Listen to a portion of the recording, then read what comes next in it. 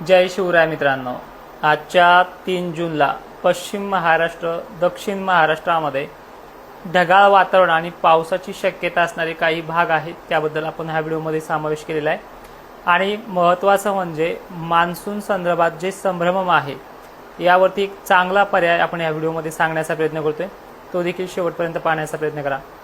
आज कोकणामध्ये, पुण्यामध्ये, नाशिकच्या मालेगाव उत्तर भागांमध्ये, तसेच सोलापूर, कोल्हापूर, साताऱ्यामध्ये अनेक भागांमध्ये दिवस मावळतात, तर काही ठिकाणी संध्याकाळपर्यंत पावसाचा जोर वाढणार आहे। पावसाची व्याप्ती मॉडेलनुसार तरी जास्त दाखवली जाते, पण वादळी वारे किंवा स्थानिक स्वरूपाचा जो काही पाऊस असतो त्यामध्ये अनेक ठिकाणी व्याप्ती ही वाढण्याची शक्यता आहे। त्यामध्ये प्रमुख जिल्हे जे आहेत ते म्हणजे सोलापूर पासून वरचा भाग, बीड पासून वरचा भाग, अहिल्यानगर, छत्रपती संभाजीनगरचे दक्षिण भाग, वैजापूर एरिया या भागांचा समावेश आहे। मात्र स्थानिक लेवलला झालात मोजक्या ठिकाणी तर कन्नड सिल्लोडचा भाग असेल आणि विदर्भात मोजक्या ठिकाणी तो सुद्धा दक्षिण भाग असेल, जो मराठवाड्यालगतचा भाग असेल। लातूर, नांदेडची जी काही वातावरणाची सक्रियता आहे ती देखील आज काही उदगीर, सावंतवाडी एरियापर्यंत पाहायला मिळते। म्हणजे हे स्थानिक वातावरणाचं मराठवाडा आणि विदर्भाच्या बाबतीत कमकुवत आहे हे आजच्या दिवस। पण पश्चिम महाराष्ट्रात जेव्हा जेव्हा जोर वाढलेला असतो त्यावेळेस विदर्भ आणि मराठवाड्यामध्ये पावसाचं प्रमाण हे कमी राहतं। आणि विशेषतः या पावसामध्ये पुण्याच्या अनेक भागांमध्ये काही ठिकाणी दमदार तर काही ठिकाणी अवकाळी पावसाची शक्यता आहे। साताऱ्याचा समावेश देखील पुण्याबरोबरच येतोय। कोल्हापूर मात्र व्याप्ती वाढणार आहे। त्याचबरोबर सांगलीची सुद्धा अनेक भागांमध्ये सोडलेल्या भागांपैकी काही भागांचा घेण्याचा समावेश आहे। पंढरपूर एरिया, सोलापूर पश्चिम, उत्तर, दक्षिण भागाचा समावेश आहे। त्याचबरोबर अहिल्यानगरच्या संगमनेर, शिर्डी, राहाता परिसर, कोपरगाव परिसर, श्रीगोंदा पट्टे, सारोळा, कासारकडील साईड आणि इकडे दक्षिण भागाचा समावेश आहे। नाशिकच्या बाबतीत विचार केला तर मालेगाव, नांदगाव पट्टा हा आवर्जून घेण्याचा अंदाज आहे। जसा मागच्या वेळेस घेत होता तशाच वेळेस मालेगाव दक्षिण भागाचा समावेश आहे। मनमाड ही बाजू देखील आहे। वैजापूरच्या पश्चिम किंवा उत्तर बाजूचा समावेश बघायला जास्त मिळतोय, पण वाऱ्याने दिशा थोडी जरी बदलली तर दक्षिण भागाचा समावेश आहे। आणि काही क्रॉस लाईन आहे, त्या क्रॉस लाईन जर चांगल्या सक्रिय झाल्या तर मराठवाड्यामधल्या बीड, वडवणी, माजलगाव पट्टा, केज, अंबाजोगाई पट्ट्यापर्यंत काही ठिकाणची शक्यता आहे। मित्रांनो, ही कंडिशन आणि उद्याच्या वातावरणाच्या मध्ये थोडा आणखीन फरक पडतोय। उद्या लातूर, नांदेड, यवतमाळ म्हणजे 4 तारखेचा समावेश आहे। हिंगोलीमध्ये काही ठिकाणी 4 जूनला पाऊस आहे। त्यानंतर यवतमाळच्या अनेक भागांमध्ये ठिकठिकाणी पावसाची सक्रियता पाहायला मिळते। मराठवाड्यामध्ये सध्या तरी स्थानिक लेवलचा जो पाऊस असतो त्या लेवलच्याच पावसाचं प्रमाण पाहायला मिळते। पण मराठवाड्यामध्ये जसा 31 जूनला सक्रिय झाला होता तसा उद्यापासून 4 जूनपासून सलग 6 तारखेपर्यंत किंवा काही ठिकाणी 7 तारखेपर्यंत जोर वाढणार आहे। हा मान्सून पूर्व आहे। पण स्थिती जर अजून आपण पोषक पाहिली तर मान्सूनच्या बाबतीमध्ये अनेक संभ्रम निर्माण आहे। दुष्काळी जी घोषणा आहे ती वारंवार अनेक माध्यमातून केली जाते। मला एक तुमच्या माध्यमातून एक सल्ला द्यायचा की जर दुष्काळ असेल तर कमीत कमी ह्या मान्सून येईपर्यंत बियाणं खतं घेणं टाळावं, जेणेकरून ह्या बातम्या तरी सुरळीत जे आहे ते वास्तव सांगण्याचा प्रयत्न करतील।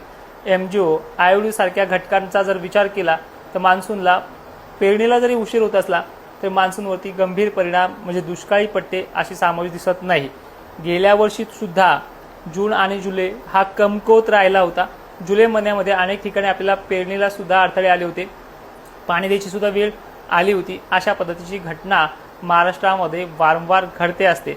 पण एक महत्त्वाचं म्हणजे अनेक ठिकाणी भीतीदायक बातम्यामुळे तुमचा आणि बऱ्याचशा गोष्टींमध्ये संभ्रम होत चाललाय। मग याला पर्याय म्हणून आपण थोडं बियाणं खतं घेणं थांबवलं ते चालते। आपण 15 आणि 16 जूनच्या अगोदर पेरणीचा सल्ला कुठेच दिला नाही। मात्र ह्या 4 दिवसामध्ये अनेक ठिकाणी बरा ते चांगला पाऊस होण्याचा अंदाज आहे। त्यामध्ये पश्चिम महाराष्ट्र आज तर उद्या आणि परवा ह्या 3 दिवसामध्ये मराठवाड्यामध्ये, विदर्भामध्ये काही ठिकाणी बऱ्या पावसाची शक्यता आहे। पण ह्या पावसाबरोबरच ज्या ठिकाणी चांगला 3 ते 4 फूट ओल जाईल किंवा वाहुणी पाऊस होईल आणि ज्या शेतकऱ्यांकडे पाणी द्यायची सोय असेल तर 6-7च्या पावसावरती असा शेतकरी पेरणी करू शकतो। सर्वात महत्त्वाचं म्हणजे मान्सून कुठल्या टप्प्यामध्ये पोहोचलाय। मान्सूननी अरबी समुद्र आणि बंगालचा समुद्र जो दोन्ही भाग आहे तो निम्म्याहूनही जास्त व्यापण्याचा प्रयत्न त्याचा चालू आहे आणि तो केला देखील आहे आणि यशस्वी झाला सुद्धा आहे. मॉडेलनुसार आणि सॅटेलाईटनुसार जर आपण पाहिलं ते चित्र स्पष्ट उमटत आहे. आपण ज्या काही इमेज पाठवली तुम्हाला फेसबुकवरती किंवा इतर गोष्टीमध्ये आपण त्या व्हॉट्सअपद्वारे इतर माध्यमातून तुम्हाला त्या पाठवल्या आहेत. तोडकर हवामान अंदाज परिषदेअंतर्गत त्या इमेजमध्ये सरळ सांगितलंय. मे महिन्यात सुद्धा आपण सरळ सांगितले किंवा 5 मार्चच्या रिपोर्टमध्ये सुद्धा वारंवार सांगितले की ज्यावेळेस मान्सूनला अडथळे येतात, मान्सून मुंबईसारख्या ठिकाणी कोकणमध्ये ज्यावेळेस येतो त्या मुंबई आणि कोकणमध्ये त्याचा मुक्काम दरवर्षी जर आपण पाहिलं तर 5-6 दिवस आवर्जून असतो. मग विश्लेषण कसं केलंय ते देखील आपण व्हिडिओच्या माध्यमातून पहा. 4 ते 5 दरम्यान कर्नाटकमध्ये त्याची मजल आहे. सध्या बातम्यामध्ये 4 तारखेला केरळात येईल सांगितलंय, पण दोन्ही समुद्राच्या जर तुलनेने पाहिलं तर स्पीड त्याची चांगली राहणार आहे. 7 तारखेपर्यंत किंवा 6ला संध्याकाळपर्यंत हा तळ कोकणामध्ये आणि मुंबईसारख्या ठिकाणी पोहोचण्याचा अंदाज आहे. 8, 9, 10, 11 हा मुंबई व्यापून मुंबईमध्ये चांगल्या बरसण्याचे चान्सेस देखील त्या काळामध्ये आहेत. मग आपण पेरणीच्या तारखा 15 आणि 16 का सांगितल्यात, हा महत्त्वाचा आणि तुमच्या मनात पडलेला प्रश्न होता, ज्याचे उत्तर तुम्ही अपेक्षेप्रमाणे घेत आलात. तर विषय असा आहे की ज्यावेळेस मान्सून महाराष्ट्राचे 4ही विभाग व्यापायला लागला तर 4 ते 3 दिवस सहज लागतात, 2 दिवस तरी लागतातच. पण त्या मान्सूनच्या स्थिरावनुसार ती गती आणि त्यानंतर स्पीड कानेकोपरे पोहोचण्यासाठी 15 ते 16चा कालावधी आपण पेरणीनंतर पोषक सांगितलेला आहे. याविषयी आणखीन सांगायचं झालं तर जसं आपण काल 2 जूनला धुरळ पेरणीच्या तारखा ॲप्लिकेशनवरती सांगण्याचा प्रयत्न करणार होतो, काही कारणास्तव नाही सांगितल्या, पण त्याबद्दलही आज पेरणीच्या तारखेसंदर्भात धुरळ पेरणी ज्या शेतकऱ्यांना विश्वास होता त्या शेतकऱ्यांना त्या लाईव्हच्या माध्यमातून त्यांच्या भागाचं लोकेशन चेक करून आज संध्याकाळी 8 वाजता देण्याचा प्रयत्न करणार आहोत. मित्रांनो, या संदर्भात अजूनही काही महत्त्वाचे प्रश्न असतील तर कमेंट करा. ज्यांना पटत नाही त्यांनी दुर्लक्ष करा.